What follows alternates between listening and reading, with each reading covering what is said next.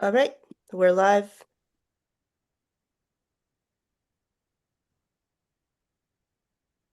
Welcome, everyone, to ICSS Sunday Morning Marxist Forum. My name is Alan Miller, and I'm a member of the program committee for the ICSS Sunday morning sessions. We are based in Oakland, California, in the San Francisco Bay Area, USA. Our weekly programs are online via Zoom every Sunday morning at 10:30 a.m. Pacific Time. You can sign up at our website, icssmarks.org, to receive weekly email announcements for our Sunday sessions. You can also view videos of past presentations, send us a message using our contact form, which is on our website, and we want to call your attention to our donation page where you can support our programs. Our speaker today is Dr. Jack Rasmus, whose latest book, The Twilight of American Imperialism, analyzes the 250-year political, military, economic, and cultural rise and present decline of American imperialism. In his book, Dr. Rasmus pays special attention to identifying the distinctive characteristics of the American empire in its rise to dominance in the mid-20th century and the forces responsible for its decline in the 21st century. The book predicts the likely trajectory of U.S. imperialism over the next decade as it confronts intensifying challenges from the BRICS and global South. Dr. Rasmus is the author of several books on the USA and global economy, including The Scourge of Neoliberalism, U.S. Economic Policy from Reagan to Trump, and Systemic Fragility in the Global Economy. He's a host of the Alternative Visions radio show on the Progressive Radio Network, journalist, playwright, and former professor of economics at St. Mary's College, where he's now retired. He formerly worked for 20 years for various tech startups and global companies, prior to which he was an organizer and local union president for 15 years for several American unions. He's spoken many times over the years on our Sunday morning sessions. We'll start as usual with a presentation after a short break for announcements, a group discussion where you can express your views and ask questions. There's so much going on right now that we expect to have a pretty lively discussion. So welcome back, Professor Rasmus. Thank Take it you. away. My pleasure.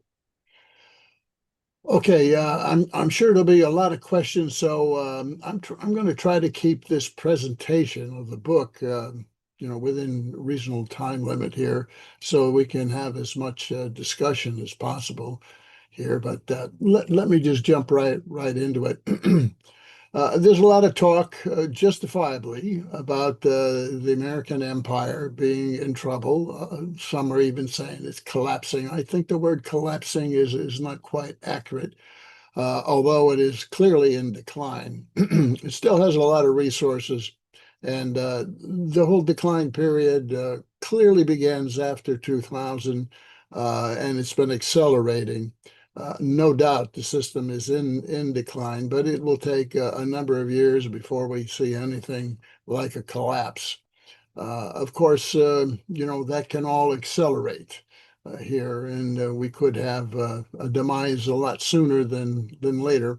But what I've tried to do in this book, which focuses mostly on the post-1992 period, the period of unipolarity, or as some call it, the high empire, wherein the U.S. is the sole superpower, collapse of the Soviet Union in 1992.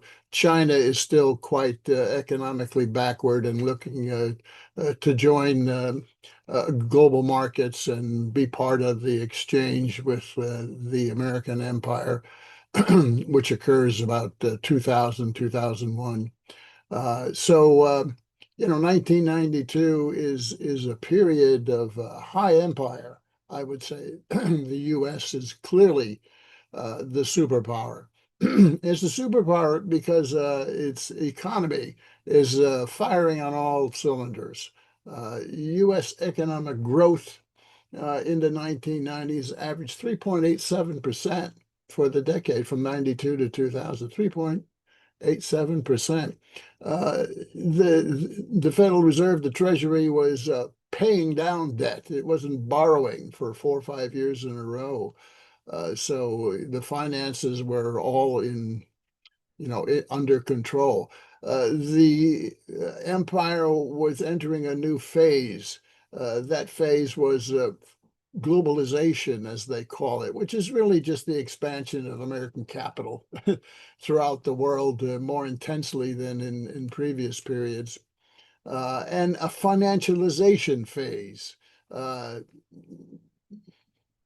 Regulations on global finance, money capital flows were removed in the 80s and 90s.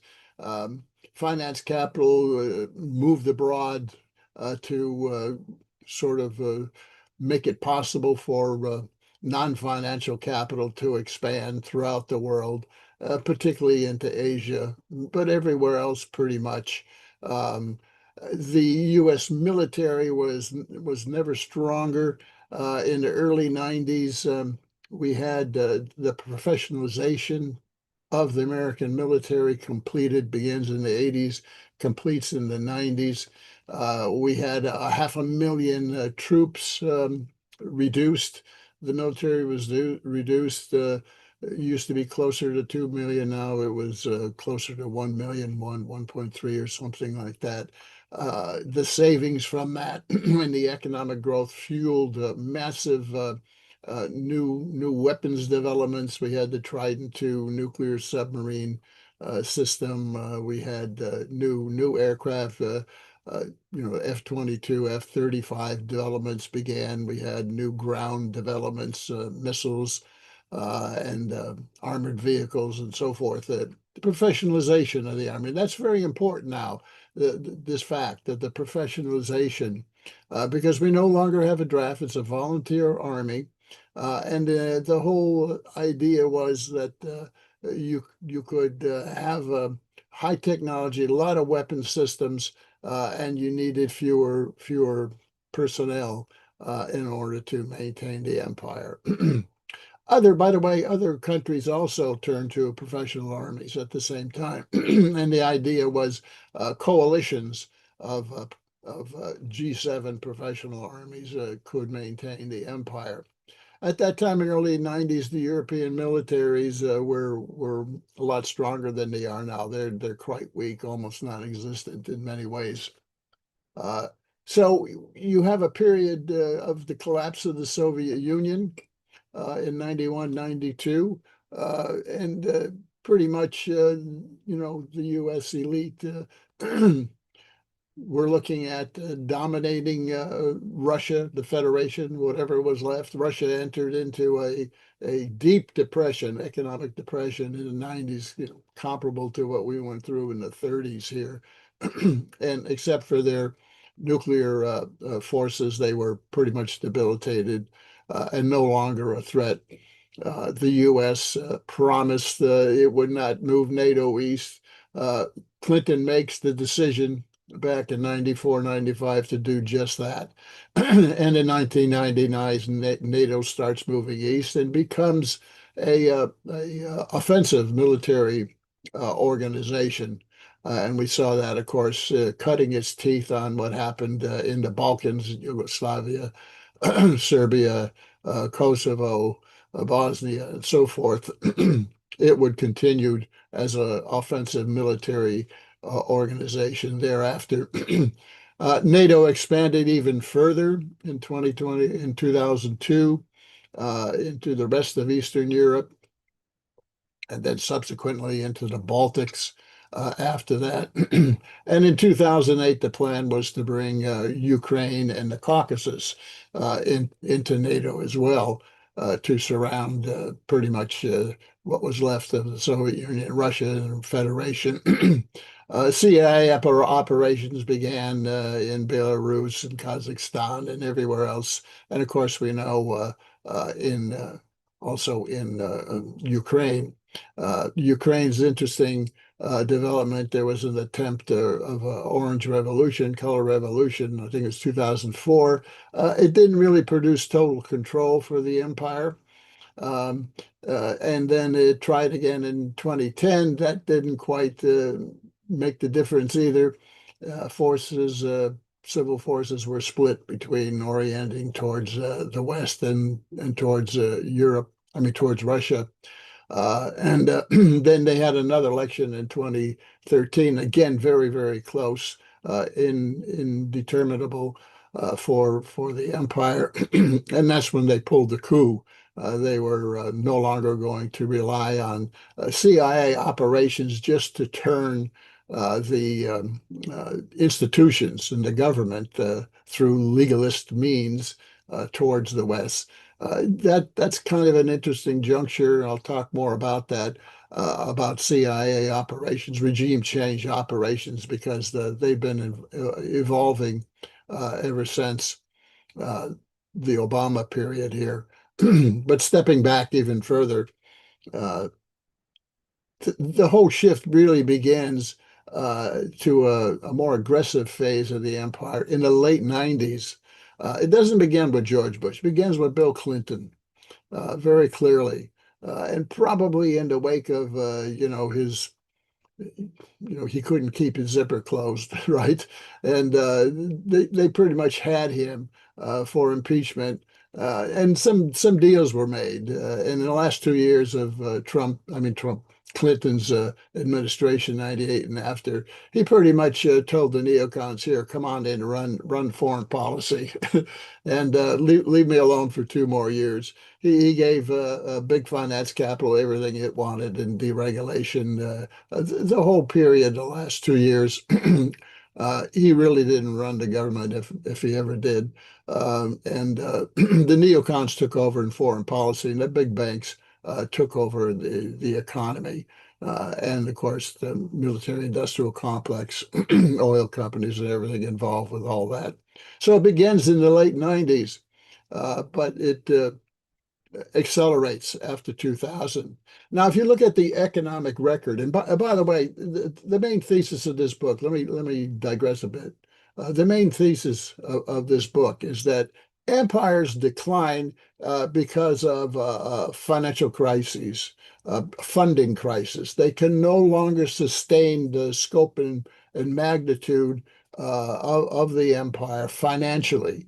The cost of empire began rising, accelerating almost exponentially at a certain point. That didn't occur in the 90s. It began to emerge in the 2000s. So one of the main themes of the book is to identify quantitatively what was happening to the finances of the empire. And one of the main theses is that the empire is becoming unaffordable, starting with the Bush era, but then continuing a little abatement, slowing of the lack of affordability during Obama administration, then accelerating with Trump, and really accelerating further after 2020 with Biden, and now even further Trump. So we see this scope of crises in finance in the empire. The other theses of the book are that at the same time, in parallel, the practices of empire, how the empire maintains itself militarily, economically, geopolitically, culturally, began to, I would say, fail, but underperform. In some cases, failing, in other cases, underperforming. And then the institutions of empire also began to underperform, a number of them.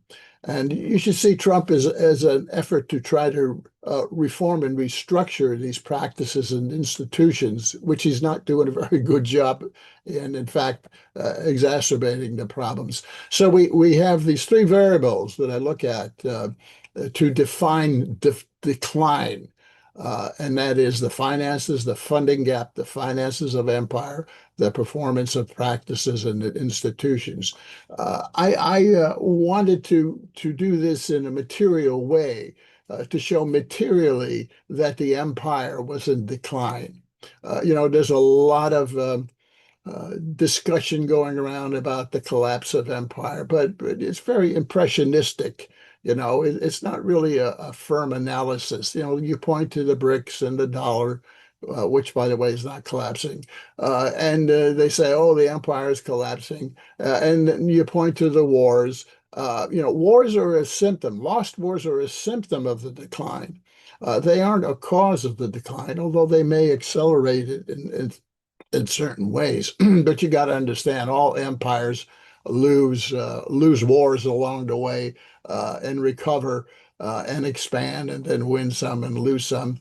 Uh, part of the book looks at, very briefly, prior empires. You look at the Roman Empire at its peak in the late second century AD. At its peak, it had no more than 150 to 200,000 troops. Okay. And it paid those troops nicely. They served a long period of time, but they got a lot of benefits. They were paid well with currency that wasn't debased. And when they were through with their service, they got land.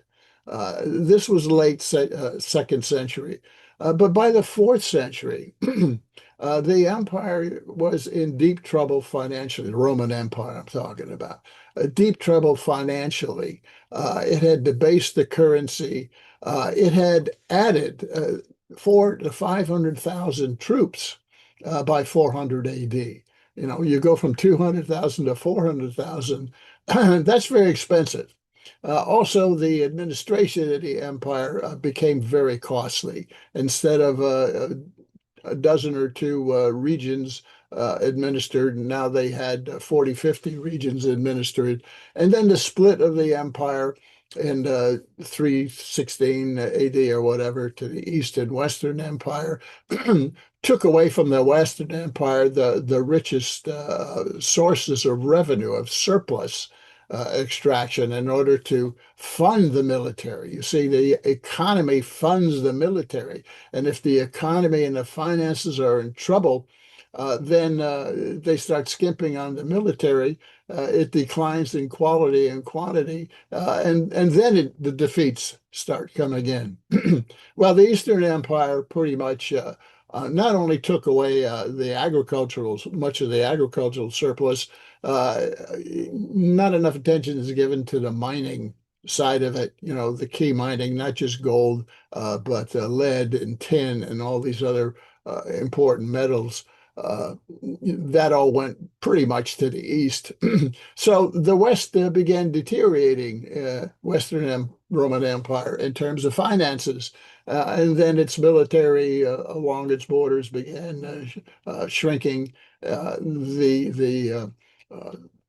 the troops were paid with debased currency. They no longer got benefits. They no longer got land after they retired. So that's a whole process. I don't go into a lot on the Roman Empire, but also I talk about what happened to the British Empire, very similar. But I don't want to talk about history. The focus of the book is more on the post-1992 period, and especially the 21st century from Bush and after, because that's when the decline really begins to set in. In the 1990s, everything is solid for the empire. It's expanding everywhere. It militarizes NATO. It takes on Russia, keeps it pretty much debilitated. It takes on the Middle East. It's going to force the Middle East, under its total control. At that time, by the way, the U.S. was more dependent on oil. The empire was very much dependent on Middle East oil. That changed under Obama when we developed the fracking technology, and after that point, about 2015, the U.S. was not so dependent on Middle Eastern oil. But Russia was under control in the 90s. China was totally willing to play ball, wanted to get into the market. The U.S. In the capitalist saw this as a great opportunity to offshore industry, which they did. That was what they call globalization. It's really imperialism. It's really imperialist economic expansion. The academics, sugarcoat it, call it globalization.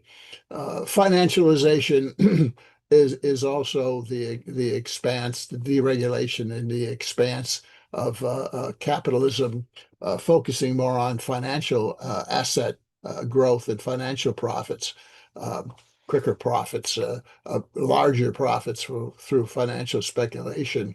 That's been the case ever since.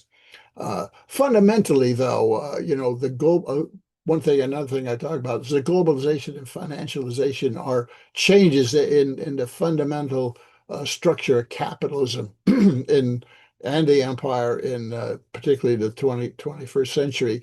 And I talk about the contradictions that are beginning to appear as a result of financialization and globalization, particularly in undermining the effectiveness of fiscal and monetary industrial policy, being able to maintain economic growth and to maintain stability in the empire and the U.S. global economy. Those policies aren't working very well, fiscal or monetary policies, and they're full of contradictions that are deteriorating. There's a relationship between that and financialization and globalization, full of contradictions as well. In the final chapter, I talk more about these contradictions, which is really driving the undermining of the empire itself when you look at it quantitatively. If you look at what happens with Bush, uh, 2001, whatever, we see certain developments occurring. One, the global U.S. economic growth slows significantly. If you look at the Bush period, it barely, 2001 to 2008, it barely grows 2%, maybe even less. That compares to the 3.87% in the 1990s. So economic growth begins to slow dramatically. Now, you got to understand in the 1990s, the expansion of the empire was fueled through economic growth. The growth was robust, cost controls, get rid of personnel, move the money to weapon systems, right? And you could fund the empire. You could fund defense spending out of economic growth. What happens with Bush is not only that growth rate slows, right, but the political elites start cutting taxes massively on capital incomes at the same time. Well, that slower growth, at the same time you have massive tax cutting beginning, really starts generating the budget deficits that we see. Budget deficits start growing significantly during the Bush administration and continue, and now after 2020 are accelerating. Exacerbating those budget deficits as well are these periodic recessions and financial crashes, which get more and more severe. That reduces tax income. At the same time, you have massive tax cutting. Under George W. Bush, taxes were cut $3.8 trillion, 3.8 trillion. 80% of that really went to capital incomes. So you got 3.8 trillion. Obama comes in and he passes this bailout program, 787 billion, which was pittance, really. 300 billion of that was tax cuts. So only about 500 billion in social spending. The result of that poor stimulus package was that the economy under Obama lagged even further for the next 6 or 7 years. Of course, lagged in the wake of a massive contraction in 2008-9. So we have exacerbating the budget deficits. We have the bailout, very, very large bailout, a couple $1 trillion when you look at fiscal and monetary. Well, monetary bailout was 4 trillion on top of his 787 billion. Okay, it wasn't enough. The banks were bailed out immediately with the 4 trillion from the Federal Reserve. They were bailed out immediately, but the rest of the economy lagged for years. A good statistic is the level of employment we had in 2007 on the eve of the crash in 2008. The level of employment in 2007 was not returned to until 2015. And then when we regrew those jobs after 6 years, 7 years, right, the average wage was less. We had a churning out of higher paid jobs and lower paid jobs, right? So Obama, his whole strategy solution failed terribly. I wrote a book in 2012 predicting this called Obama's Economy, Recovery for the Few. And it was, full of data and evidence that really were confirmed, by the end of his term here. So we have budget deficits beginning to grow under Bush because of the forever wars, right? We start spending all this money on forever wars, but along with that, we had the massive tax cutting and the slow growth. So the slow growth does not generate tax revenues, for the acceleration of the cost of empire and wars that began under Bush. We have a funding gap that begins to grow, exacerbated by the massive tax cuts under Bush. Obama comes in, as I began to say, 300 billion in tax cuts in 2008. And then in 2010, when the Bush tax cuts were supposed to expire, he extends them for another 2 years at a cost of another $800 billion in tax revenue loss. And then in 2012, we have the expiration of those two additional years. And in 2012, 2013, we have this phony thing called the fiscal cliff.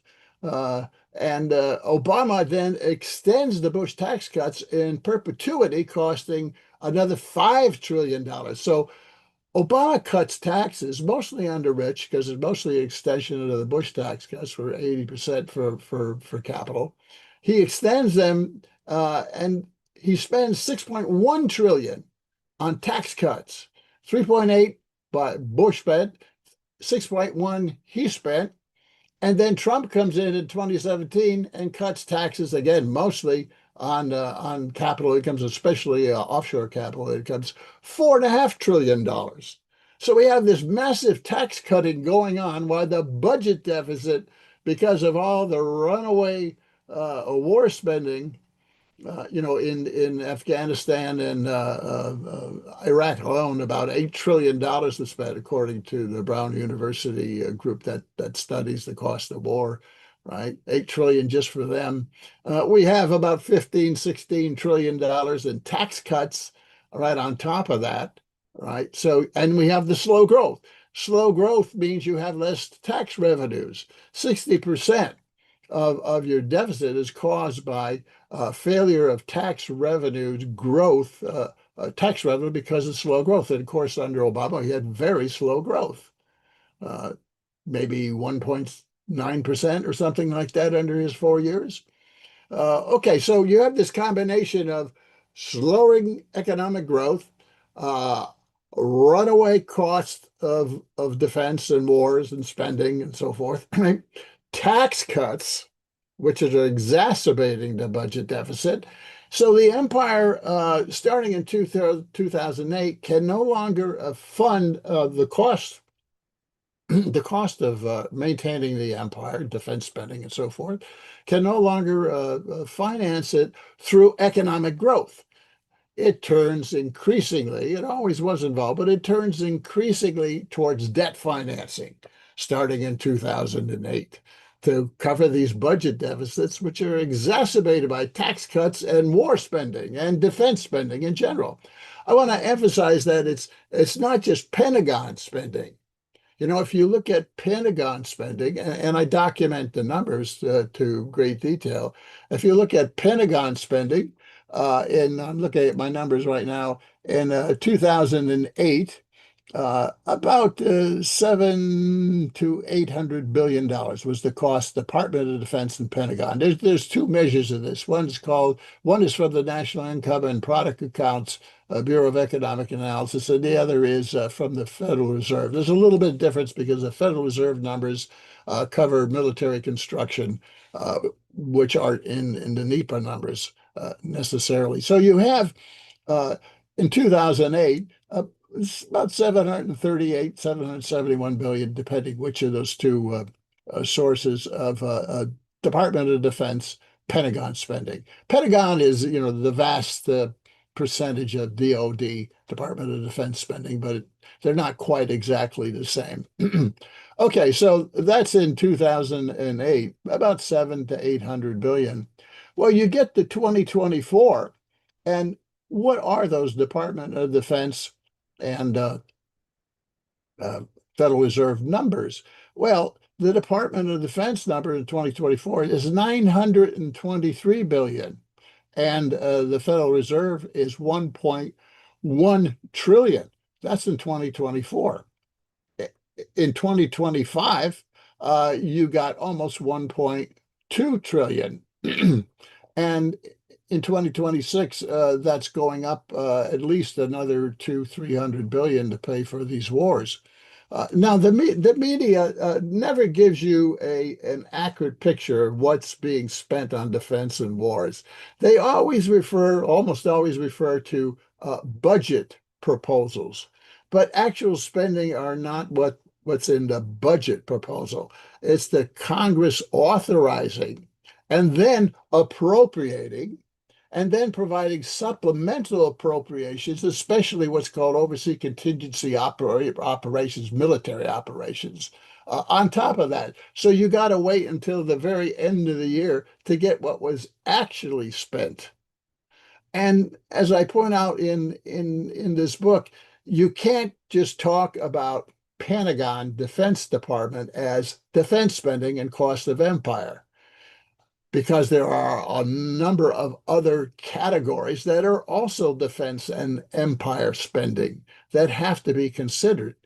And when you consider those others, by 2024, we were spending $2.2 trillion on defense. Pentagon 1.1 trillion. But when you look at the other categories, which are important, and I'll name them, you find another $1 trillion on defense. Okay, what are the other categories and what are the other numbers? Well, what about Veterans Affairs?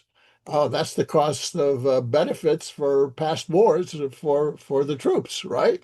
You got to include Veterans Affairs as part of defense spending and cost of empire. What are the numbers for that? Well, in 2008, the U.S. spent $87 billion on Veterans Affairs. What was the budget in 2025? 367 billion. And this year it's about 440 billion. We go from 87 billion to more than 400 billion a year. These are amounts per year, not over the whole term, right? What about Homeland Security? Oh, that's defense as well. Well, that was 61 billion in 2008. 2025, it's 112 billion. This year, it's going to be 255 billion. What about CIA? Well, about 70 billion, and all the intelligence agencies, 19 U.S. intelligence agencies. CIA was 70 billion. Now it's over 100 billion. And you look at foreign aid, 47 billion. In 2024, that doubled to about 82 billion. Now Trump slashed that in 2025 as he cut out the USAID and NED and some of the others. NATO alliances, 25 billion. Now it's over 30 billion. U.S. bases abroad, 24 billion. Now it's over 50 billion, maintaining U.S. bases abroad. And then there's what's called the NNSA, which is where another department, I think it's in the Energy Department, where all the nuclear weapons R&D and development and even production occurs. And so it's not in the Defense Department budget. That was 9 billion back in 2008. It is 24 billion today. And then there's interest on the debt. You got to realize this huge budget deficit. Every year you have a budget deficit. We've been having, 2 trillion on average deficits for the last 6 years. Every time you have a budget deficit, it adds to the national debt. The national debt is just the accumulation of annual budget deficits. And there's interest payment on that. The national debt and deficits are funded primarily by the U.S. Treasury, Federal Reserve, its agent, selling bonds, selling Treasury securities, notes and bills and bonds, 30% of which are bought by foreign buyers, at least. So that's how the deficit is financed every year. And remember, you got a deficit because of runaway defense and war spending, but also because of all the massive tax cutting going on. And you have the bailouts, the big bailouts that occurred, back in 2008-9, over $1 trillion, and then the even bigger bailout that occurs in 2021 with COVID. That cost 3.1 trillion in 2020. Social program bailouts I'm talking about, and some tax cuts. Another 1.9 trillion under Biden in 2021, so that's 5 trillion.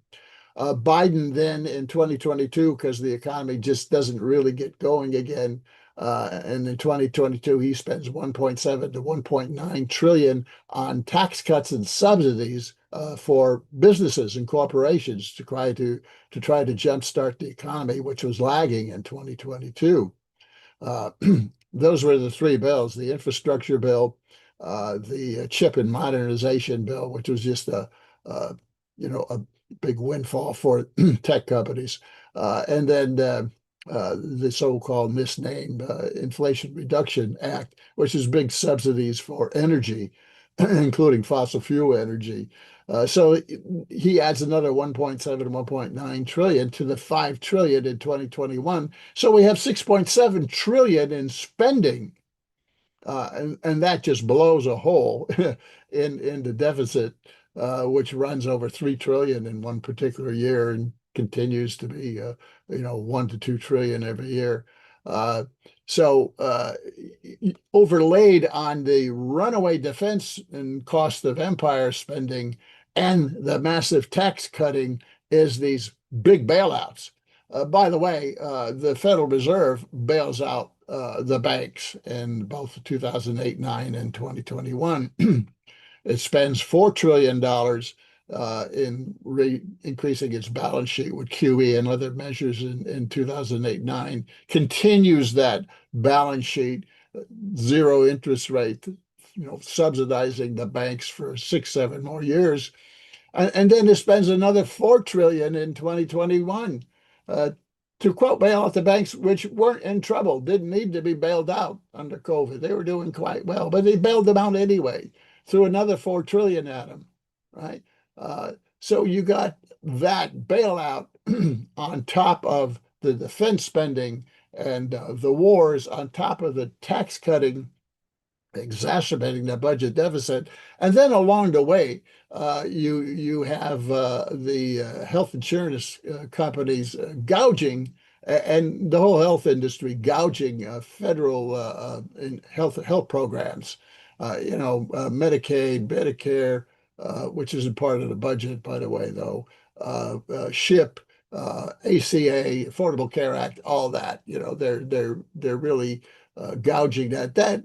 That all adds to the deficit as well. And then you have rising interest because as the deficit keeps growing at $1 trillion plus, it adds to the national debt. You got to pay interest on the bonds you sell in the national debt, right? That interest charge begins to rise as well. So by 2024-5, you're paying over $1 trillion in just interest cost on the national debt. That adds to the budget deficit, by the way, because that's got to come out of the budget deficit as well. So you've got these forces, these economic forces that are all converging and exacerbating budget deficits and the national debt, which grows from about 5.6 trillion in 2001. By the end of this year, it'll be over $40 trillion. $40 trillion with interest rates relatively high, which means you're going to have a interest payments on the debt of 1.2, 1.3 trillion here this year and next. So it's a total mismanagement of the empire when you look at it. You know, the capitalists want their tax cuts no matter what the situation is, and they give it to them. And by the way, 21st century is the first time that the US ever cut taxes while it increased spending on wars. First time in its entire history. You always raise taxes as well as debt financing to finance these wars. This is the first time it's failed to do that. In fact, it's done just the opposite. It's cut taxes $17 trillion since 2001. Most of that, 80% of that, on investors and corporations and businesses, right? At the same time, you know, it's running these huge 2 trillion now total defense spending. And at the same time, it has these huge bailouts because financialization is destabilizing the economy, the global economy. At the same time of the bailouts, you got monopolization of the healthcare industry, and they're gouging the hell out of everything. All these economic forces are converging, and you can't finance the economy out of economic growth anymore, GDP. It's flat. This year, I think GDP will be less than 2%, right? Uh, you had a little bit of growth under Biden, a little bit more, maybe 2.5%. Now it's under 2% again under Trump here. You got runaway defense spending costs. Hegseth has asked for 200 billion more. That's to pay for the cost of the Iran wars in Venezuela and the blockades and all that stuff. He needs 200 billion more. Trump has asked for 400 billion more in the Pentagon budget, you know, which is already over $1 trillion. Pentagon budget. He wants 400 billion more. What's that? That's to retool the military, because what we've seen changing in recent years is the technological nature of warfare has changed dramatically. And what we've got now, as we've seen in Iran, and to some extent in Ukraine, is it's all about massive, cheap drones, hypersonic missiles, and ISR, you know, intelligence, surveillance, reconnaissance, you know, all the Starlink and all the other things. That's what war is all about now. And smaller countries now are able to negate the 20th century industrial military of the United States. You know, all these aircraft carriers, all these jets and you know, next generation aircraft, all the you know, tanks and so forth. You know, that's outmoded. That doesn't work as it used to, especially if you got a professional army. Remember, professional army, you can't invade countries. It's impossible. What are the combat troop numbers for the U.S.? About 450,000. That's it. 450,000, you know, and a lot of those are in bases, you know, in Japan and Guam and Philippines and Germany and so forth, right? So, you know, there's actually maybe 100,000 troops max that can be, maybe not even that, that can be deployed. Well, you know, deploying those troops is in Iran is impossible. It's not going to do anything. They don't have enough. Uh, the whole idea of the empire turning to professional armies was to use coalitions, you see, of their core allies, the G7 core allies. Well, they did that quite well in 1991 in the first Gulf War. By 2003, the coalition was not as big anymore. And now they can't put coalitions together. And even if they did, the European military is just a joke. I mean, what's the total combat military of the UK? Well, maybe 30,000. That's it. I mean, the UK has ships in port. Its navy is down to a dozen or so ships, I think, and they can't even find sailors to man the ships anymore.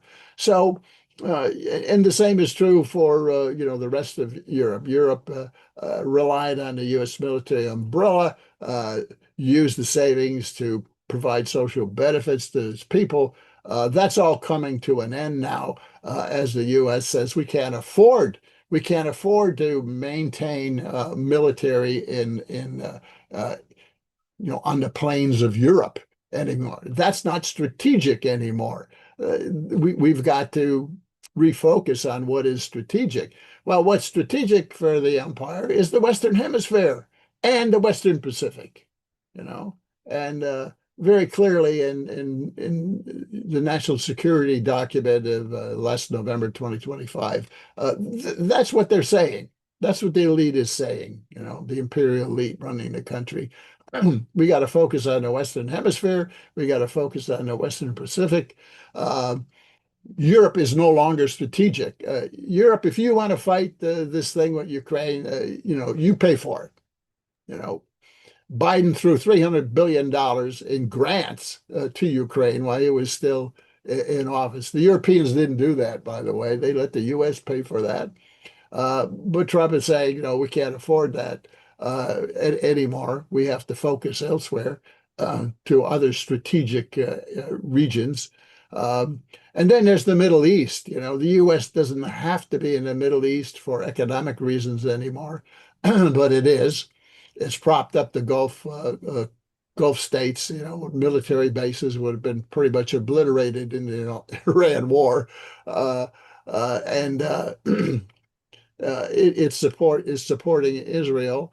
Well, it's more than supporting Israel. It's being run by Israel pretty much. This is another element of the decline of empire. Zionist influence in U.S. government is at an all-time high, and it's pretty much out of control. They pretty much control Congress. They control pretty much of the bureaucracy, and who knows what control they have over Trump. We will see historically at someday. And they are deeply involved. The Zionists are deeply involved in elections in the U.S., making sure people who are critical of Israel and its wars of expansion don't get reelected. They interfere in local, not local, but congressional elections all the time, everywhere. They've got their homegrown oligarch Zionist billionaires allied with them, who are putting a lot of pressure monetarily and else otherwise on the U.S. government and the system. I'm talking about the Adelsons, the Ellisons, who were given TikTok, right? That's part of the takeover of social media by Zionism. But you've got, the Adelsons, Miriam Adelsons gives Trump $200 million on the condition that he appoint her boy, Marco Rubio, to Secretary of State. That was the quid pro quo for that, you see. And then, you've got others, Bill Ackman, big hedge fund guy who's running this whole thing about going after criticism at the universities. Cut off these teach-ins real quick. Intimidate the administration, get professors fired, get students ejected. Bill Ackman's leading that particular charge. Another billionaire Zionist. Paul Singer, all of them.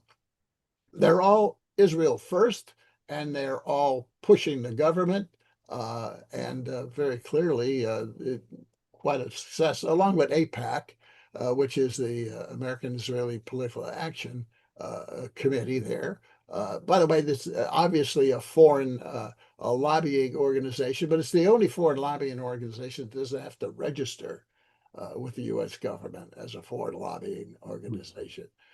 Some final points, Jack. Pardon me? We're at 11, almost 11:25. Oh, okay. Let me sort of expedite this thing then. Well, the point is what you've got in the Middle East is the U.S. realizes it's not strategic anymore, but it's trapped. It's trapped by Israel's influence in the U.S. government. It's trying to extricate itself from that, but it can't. Okay. But still, it sees the Western Hemisphere, and you got to look at Venezuela activities as part of this reconsolidating and you know reorganizing the empire in the Western Hemisphere. It's not just Venezuela; it's Peru and Ecuador. It's Central America. Of course, Cuba is next. One more thing on regime change. What you see today in regime change is a shift towards just what was formerly under Obama period, an attempt to take over governments who try to, in countries who tried to break from the empire, like Venezuela, tried to break from the empire, to take them over with internal CIA, traditional CIA activity, soften up the country with economic warfare, deny them dollars and access to resources, cause their economy to crash.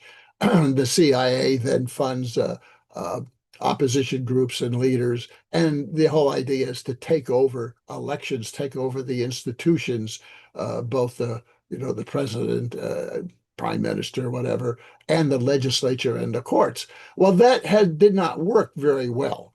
It only works in the case of Libya, for example, when you have very, very weak government, and it only works when, in addition to that internal CIA activity, you have on top of that limited military activity supporting that internal CIA activity. Turn the government, decapitate it, kidnap, whatever, and undermine it, take the government over, get a government in there that's going to do whatever the empire wants, like the Rodriguez government now is giving all this oil to the U.S. That's what the U.S. wanted in the first place. And it was an internal coup, by the way, I believe. I think the CIA and the Rodriguez people were all in bed to get rid of them. Okay. So what you've got here is regime change shift towards using more military support for regime change ever since Trump has come into office. Blockades, naval blockades, ship seizures, firing on ships and boats and whatever. Blockading exports and imports intensifies the economic collapse, right? Flyovers, no-fly zones, bombings, military, missile attacks, and so forth, blockades. But it doesn't always work, you see, because of this asymmetric warfare shift. It didn't work in Iran. Very clearly, Trump thought he'd have a Venezuela 2.0, and I'm sure the Zionists filled his head with all that nonsense, and it didn't work against Iran. Because Iran is not a small country with a small economy dependent on the global empire, with a few urban centers close to the coast. You see, when you have that combination, whether it's Libya or Venezuela, you can pull off regime change. But when you don't have that combination, you can't do it with that set of tactics. And it's failed, obviously, in the case of Iran. So regime change is getting very difficult. You can't have direct military invasions anymore because of the cost of the changes that have occurred. So what are the options for the military or for the empire? Well, they don't look very good, you see. They don't look very good for trying to keep breakaway states from doing that. And then you got the BRICS, of course, that are a big lure. You got a dual power situation. States can now orient to something else. Before they couldn't orient to anything. There was nothing else except the empire. Now they do. That's the BRICS. They're the new lodestone. The global South also, you got to remember, in 30 years ago in the 90s was really undeveloped, relatively undeveloped. They could not really break away and sustain independence, economic and political. That's totally changed. The global South is now very industrialized and trading with each other, and there is another place to go other than the empire, you see. That's the big change. Uh, I'll just sort of conclude here. In the book, I look at a dozen or more of practices of empire, military practices, economic practices, which I haven't talked about, the dollar and SWIFT and everything. And on top of that, political, geopolitical practices, how the empire maintains itself through these practices. I've just given a little bit of an indication of some of the analysis. And on top of that, uh, the book looks at least a couple dozen uh, key institutions of empire, economic institutions, military institutions, and political and even cultural institutions like, the media, the role of the media in all this U.S. media. Uh, so that's a quick overview, and maybe we can talk about it. But to sum up, the empire is in decline. That decline is accelerating very clearly along a whole number of dimensions: economic, military, political, even cultural. And wars now are unaffordable, pretty much. We're running these huge deficits, and the worst is yet to come here under Trump, because we're probably going to easily double the defense Pentagon budget, and all the other non-Pentagon costs of empire are going to rise. We're looking at spending 3 trillion of the 7 trillion total spending on defense. And all that defense spending does not stimulate economic growth. It's really wasted economic growth. And at the same time, you got all the financialization that is sucking off potential capital for real economic growth into financial assets, and offshore diversion of money capital for investment. And then you got the bubbles going on in AI and so forth. So economically, the situation is about to deteriorate, in my opinion, significantly. It's ratcheting up or down, whatever you wish, and about to get much worse. And it's once again the economic foundation, the funding, the finance, the ability to finance the empire, that is the key. And when that financing hits a wall, which it is, they went from growth to the debt financing, and now they're looking for other ways, tariffs and so forth, to finance it, which isn't going to work.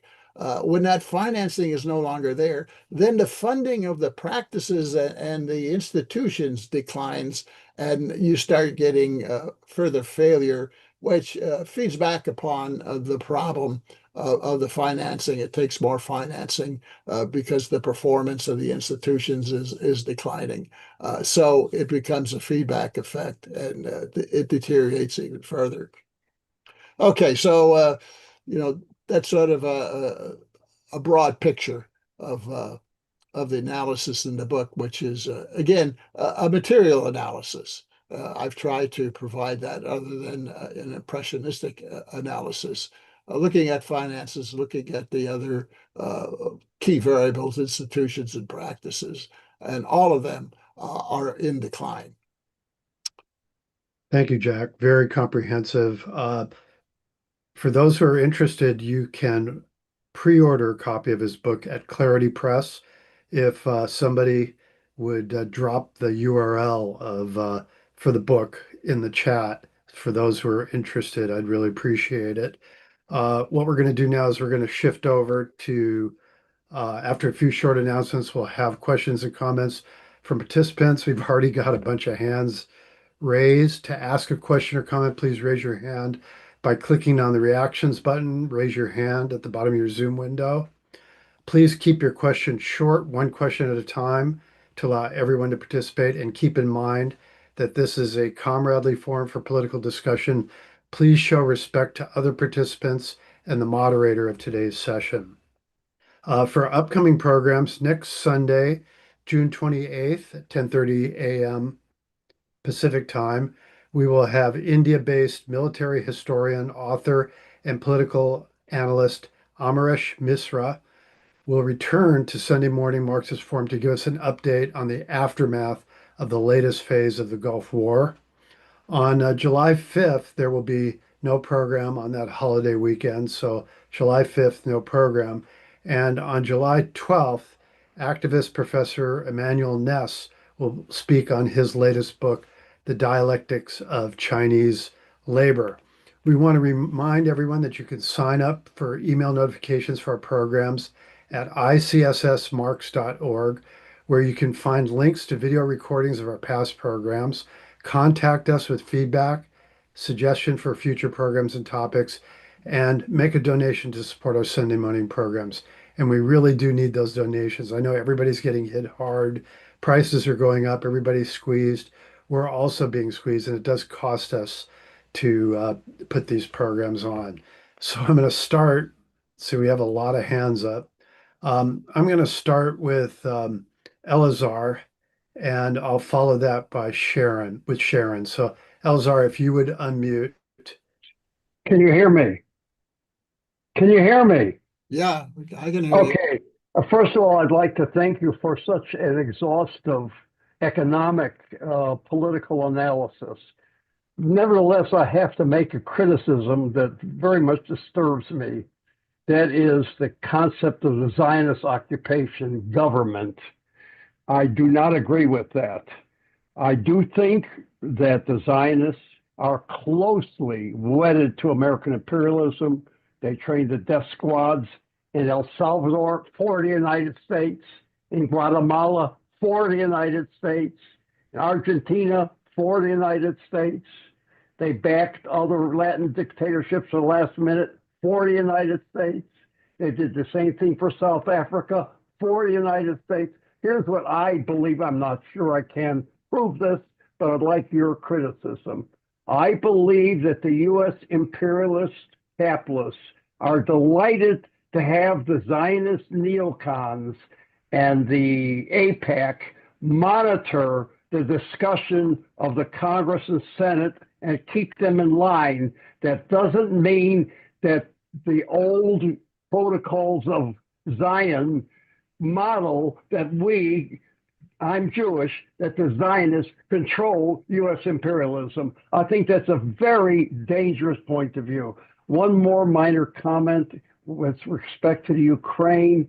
I didn't have time to mention that we were deeply involved in the coup of 2014 to overthrow the Yanukovych government and install a government riddled with neo-Nazis and Bandera-type fascists.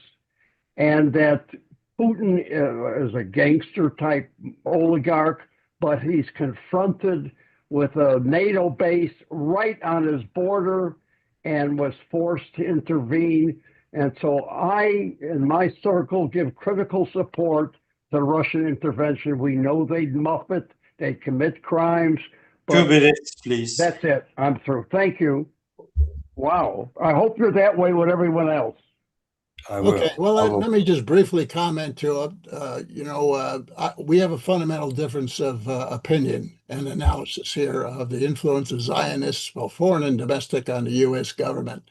I won't argue that with you. We can go on for a long time, but I would just point out, the main critic in Congress here, the congressman from Kentucky, Massey, I think his name was, AIPAC and the others spent $20 million of the third total $1 million to displace this guy.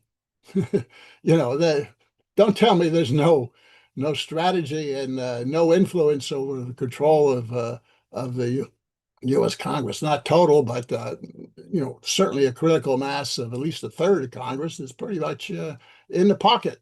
And Netanyahu said so. Okay, I don't want to go any further than that because it would just take up a lot of time. We have a fundamental difference on that.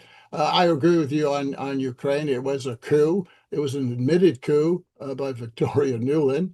Spent $5 billion. And as I said, the empire just got tired of trying to turn Ukraine through CIA elections, and they turned to, using neo-fascist or actual fascist ground forces to pull off that coup. Okay, that was my Okay, comment. next is Sharon, followed by Steve. So Sharon, please unmute and go ahead. Thank you. I want to just say that I agree with Elazar on his point about Zionism.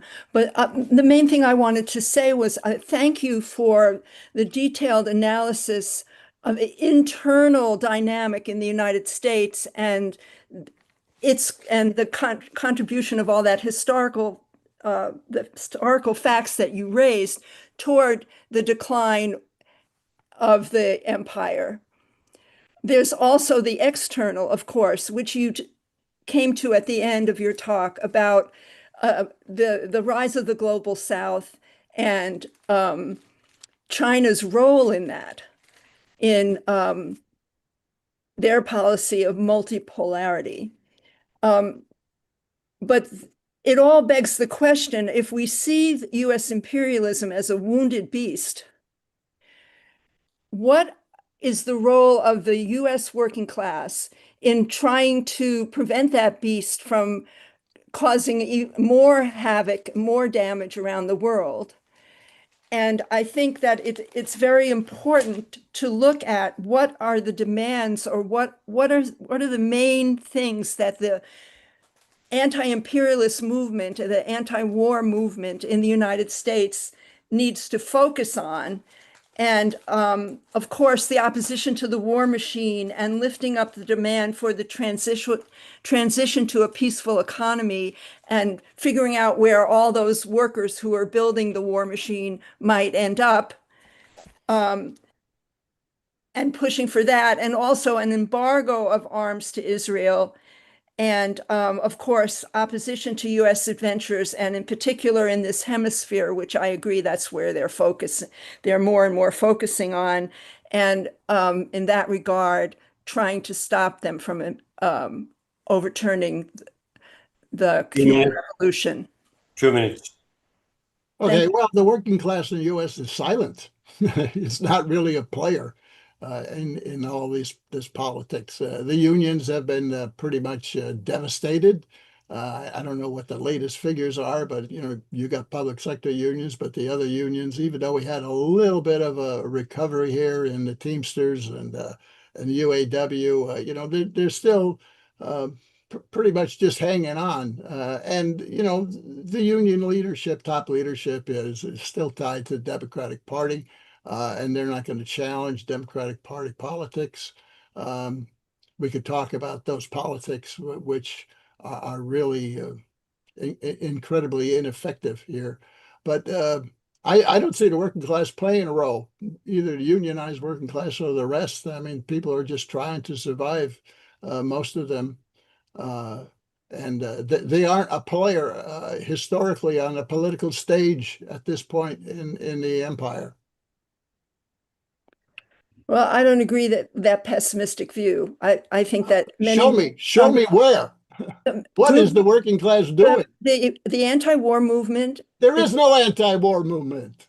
Come on, be realistic. There is no anti-war movement. Who are those people that come out on the streets for No Kings? Oh, No Kings. What is that? That's the Democratic Party organization. What are their demands? Tell me what the No Kings demands are. There aren't any. They did. It's a political mobilization for the Democratic Party in the It is true that it is a Democratic Party. I agree with you. Yeah, And it's all Democratic Party. It needs to be taken Beware over by of social movements with no demands, except get rid of Trump.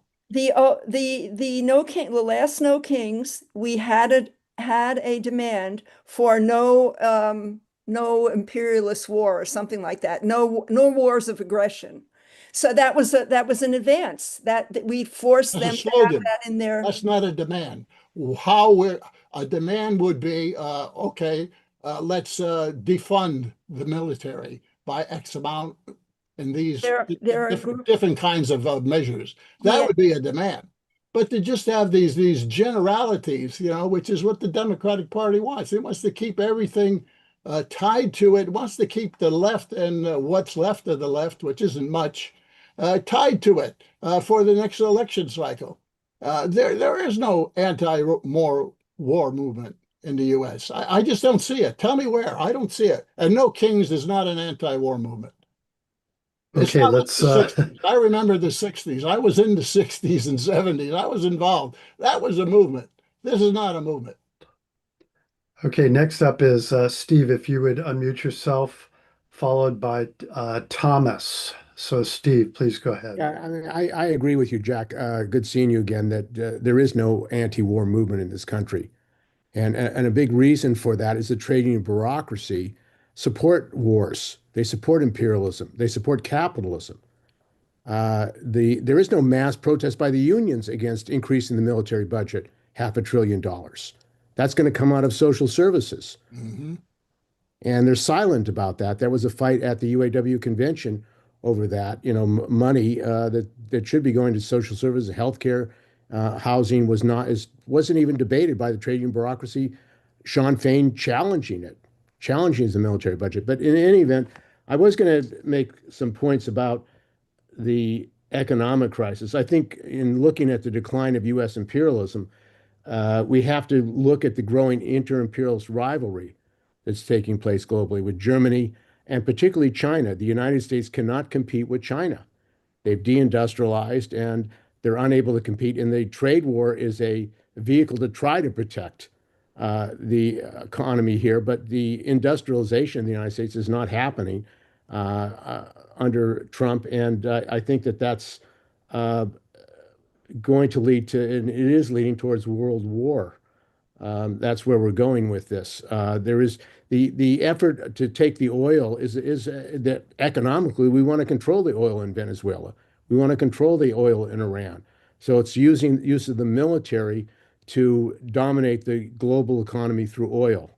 And it's a failure, at least in Iran, because we've been defeated. So I think actually Trump is escalating the decline of U.S. imperialism and also the U.S. dollar, which is basically inflated. We can't pay for the war. And remember Johnson, guns and butter. We're going to be able to have wars and take care of things here.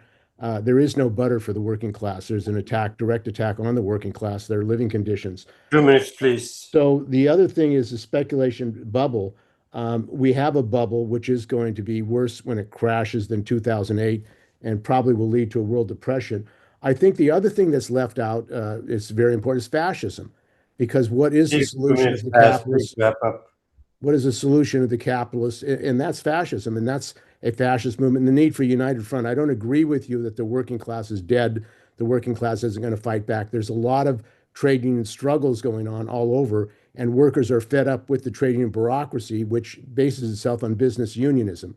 So that actually is leading to a growing radicalization, politicalization in the working class. And the other thing is with Musk and the trillionaires, that's going to actually exacerbate the class contradictions in the United States. There is growing class hatred against the capitalist class. The protests against Tesla, there's an anti-capitalist, anti-oligarchy, and anti-fascist movement in the United States, which I think the unions and the working class have to unite around, and for workers' power and a workers' government, a labor party against the Democrats and Republicans. Steve, you're way over 2 minutes. Okay, go ahead, Jack. Yeah, well, I didn't say the working class was dead. I said it's demobilized as far as a player in the events of the empire. And because there's no agent for it to act, you see. And workers don't go out and stupidly just protest for no reason. They got to believe there's a reasonable organization and reasonable demands in which to do it. And they don't see it. And I agree with you, the union bureaucracy is not providing that role because they've always been tied to the Democratic Party, which is part of the whole imperial process, right?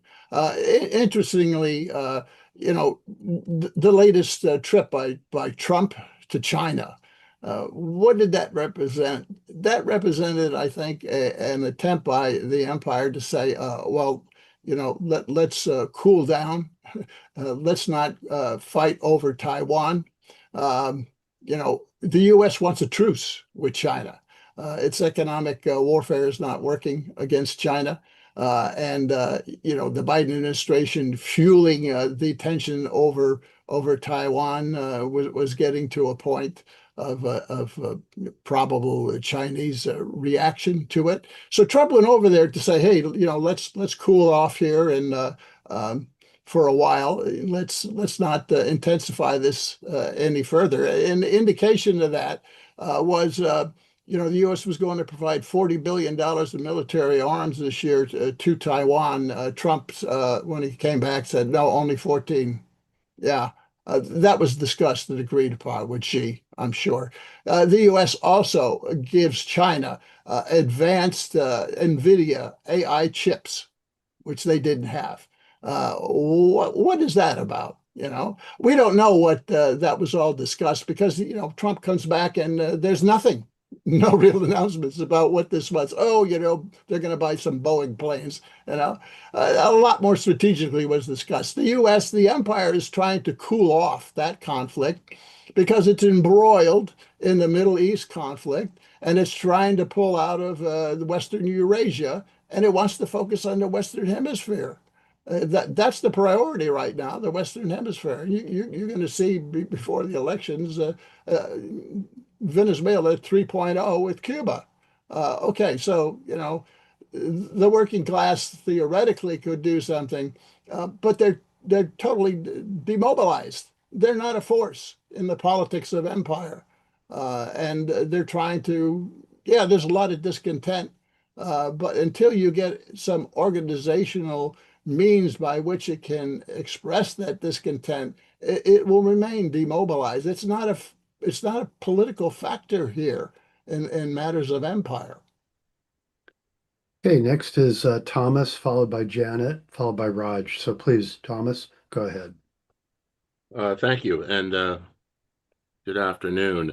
I attended last week's, and I'm reminded I wanted to hear this because last week's discussed Lenin and imperialism, and one point I took from that talk was that Lenin didn't intend to write a theoretical discuss. All his theory was, well, it was his facts, and were taken from Hobsbawm, the Hobsbawm, the British economist, and Hilferding, but his was rather a political action track, and of course, what we really remember Lenin mainly for was the creation of the party, which was the agent. The essential agent for any social revolution.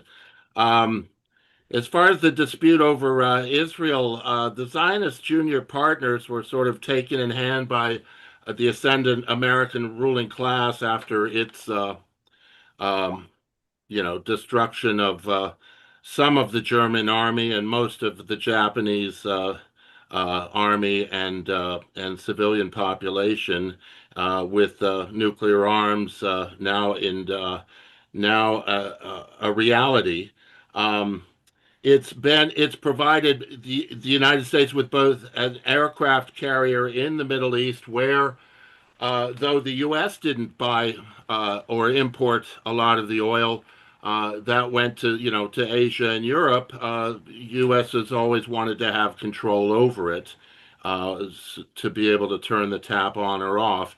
Israel, moreover, serves as U.S.'s imperialism's death squad that also provides it deniability, since now you have Ben-Gvir insisting that he's going to go to war.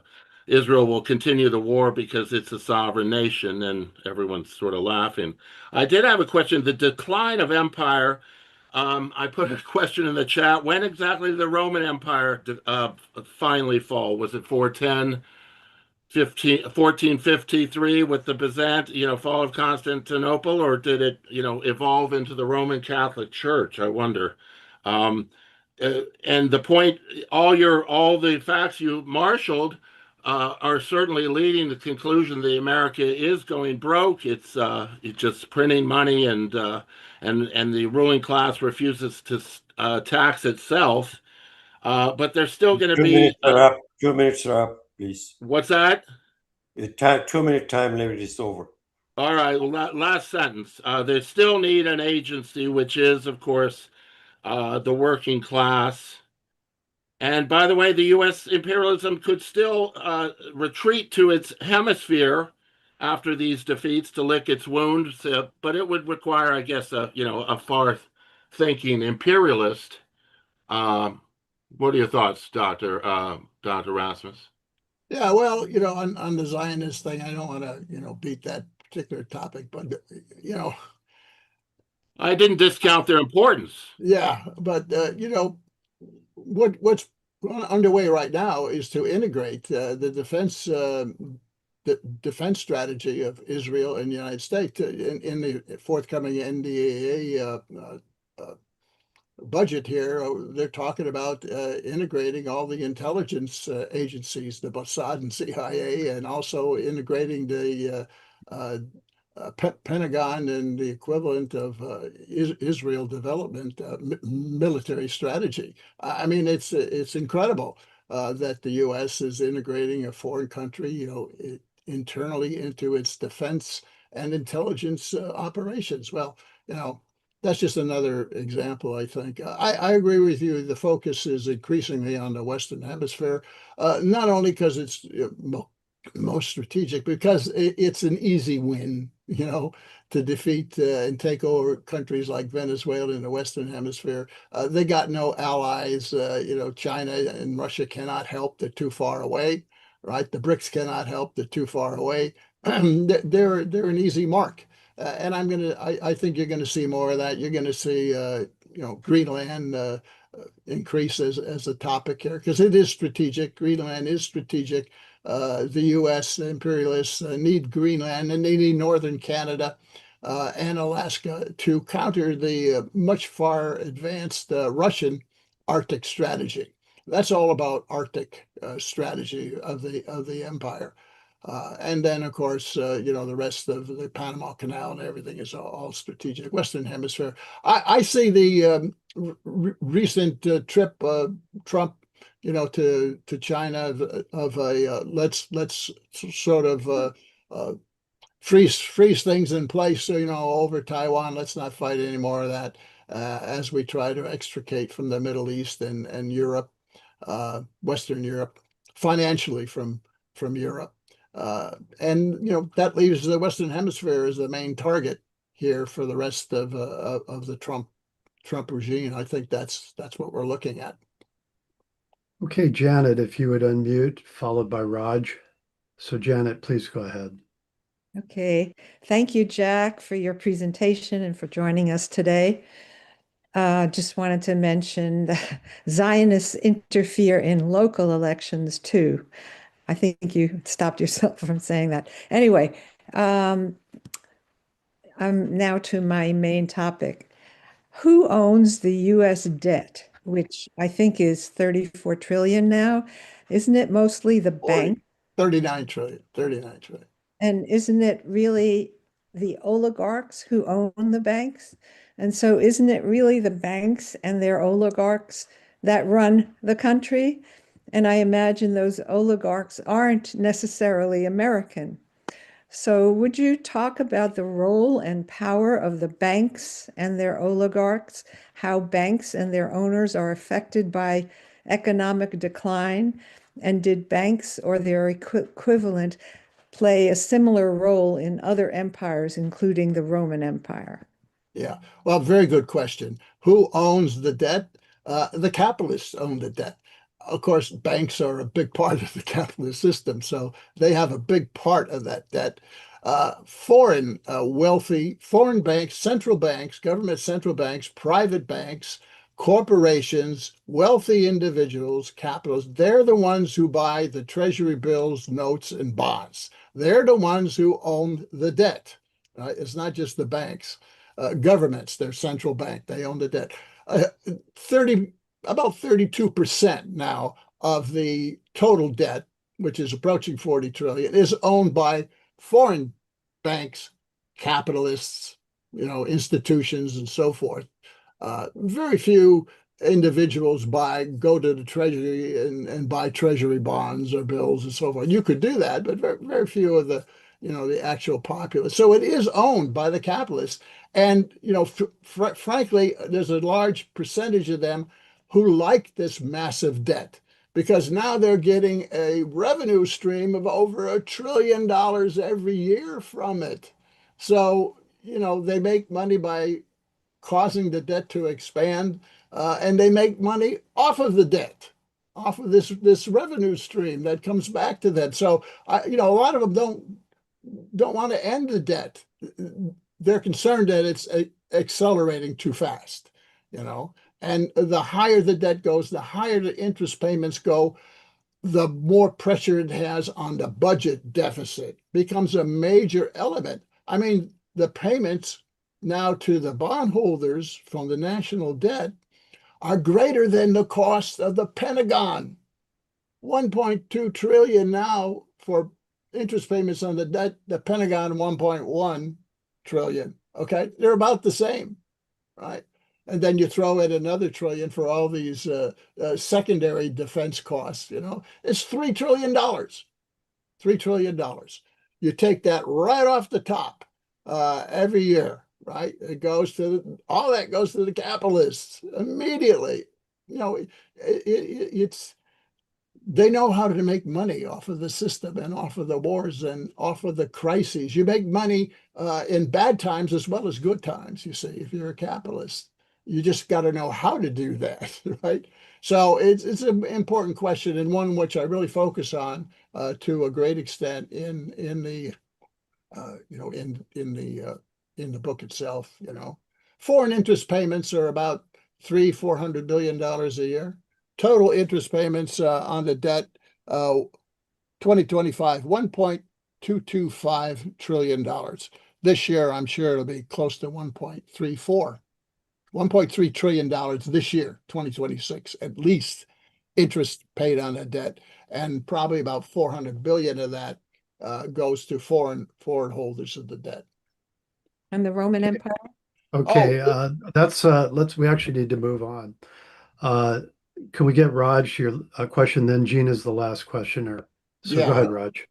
Yeah, hi, Jack. My question is, Trump said that had the war continued for another month or so, we were looking at a Great Depression, something like that. He said, do you think he was telling the truth instead of just justifying his what amounts to a defeat into something else?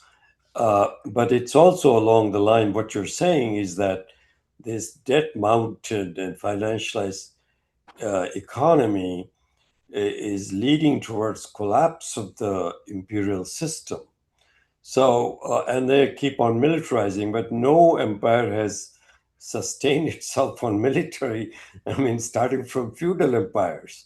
So, what's the compulsion here? So, the two questions are kind of connected. Thank you. Yeah, well, as far as the statement is concerned, 2 or 3 weeks ago, unprecedentedly, U.S. oil CEOs got together and gave an interview to the Wall Street Journal. And they said we got about 3 or 4 weeks of commercial inventories left. Of course, then you have the government strategic petroleum reserve inventory, which has been pulled down as well. So starting in July, very clearly, there was going to be another ratcheting up of supply problems, and therefore you were going to see gasoline and diesel and everything really rise significantly. Inflation was really going to accelerate in July, right before the election. Whether that was going to precipitate a global crisis, just from energy prices, I'm not so convinced that would have been the consequence. So there's a little bit of both hyperbole by Trump as well as fact and truth. Certainly, the economic situation was going to deteriorate in the third quarter of this year. So yeah, he did and he didn't tell the truth about this, I think. Okay, last question is larger issue of the collapse, Bradley, deterioration of the empire? Why are they doing things that's actually going to expedite their deterioration? Why Well, is the elite doing it? yeah, well, because they don't have a longer term view of this, and those that do think that they can control it, right? They think that okay, we will pull back from this Iran war. We'll have a 60-day truce. It's an armistice. It's not a deal. It's not a peace deal. It's buying time. That's what it's all about. The empire is buying time for the next 60 days, and they'll probably just extend that. It's a framework for discussion. There's no real agreement. Yeah, they show some token evidence, that they're going to do something perhaps in negotiations, but they're not going to reach a deal on this. Impossible now or ever.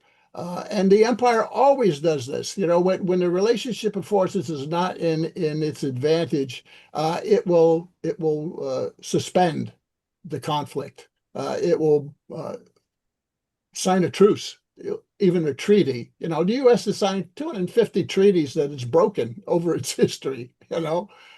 So treaties are just an attempt to buy time, until they're in a better situation and they can intensify once again. And I don't think this war is over with Iran. I think they're buying time, and you won't see anything additional occur once again until after the November elections in the U.S. Okay, Thank last you. question. Gene, please go ahead. Okay. Well, Jack, thanks. This was a great talk, and I appreciate everybody that joined us here for this talk. I think we really have a high level of political discussion here, and I appreciate that. I do have two comments. One, first of all, until you mentioned the challenges to U.S. imperialism from BRICS and the global South, I would just highlight the C there, China. China is not just another country, it is a different civilization. And it's raising fundamental challenges, with the Belt and Road, the win-win approach to global politics. And further, it's taking better care of its people. The Chinese people, from what I can read, are kind of very well off. They own their own homes, they live well. So I think that's very important. So that's one point. But the other thing I want to say is in terms of opposition to the system, I'm wearing, as always, my Veterans for Peace cap. And Veterans for Peace is a educational humanitarian organization dedicated to the abolishment of war. And this may seem to be a impossible thing, but it's still something worth fighting for. And we do have, our webpage. You check out our webpage, where first of all we call for ending the war in Iran, and secondly, we have billboards outside many military bases saying you do not have to obey illegal orders. So there's a real resistance going on. Clearly, it's not as effective and as large as it should, but I just want people to check it out. But again, thank you so much for your talk, and look forward to seeing you again here. Well, my only comment would be, yeah, I agree with you. China's playing the long game. It doesn't, economically, it is expanding and it is filling the vacuum as the empire economically deteriorates, pretty much. It's playing the long game, waiting for the empire to shoot itself in the foot, which it's doing quite well on a number of dimensions here. But the empire will consolidate. I've been saying it will consolidate back to the Western Hemisphere and the Western Pacific, right, or Central Pacific, and it will retreat financially first, and then maybe even in terms of military support from Europe. Europe's going to have to deal with its own issues over there. It's not strategic anymore. And there's a struggle that's just beginning underway on what will the relationships look like between the U.S. and the Zionists in Israel as the U.S. tries to find a way, I wouldn't say totally retreat, but to withdraw from this total um, support, financial military support for Israel and its wars of expansion, because that's what it's really all about. Greater Israel. That's what it's all about. And the U.S. can't afford that.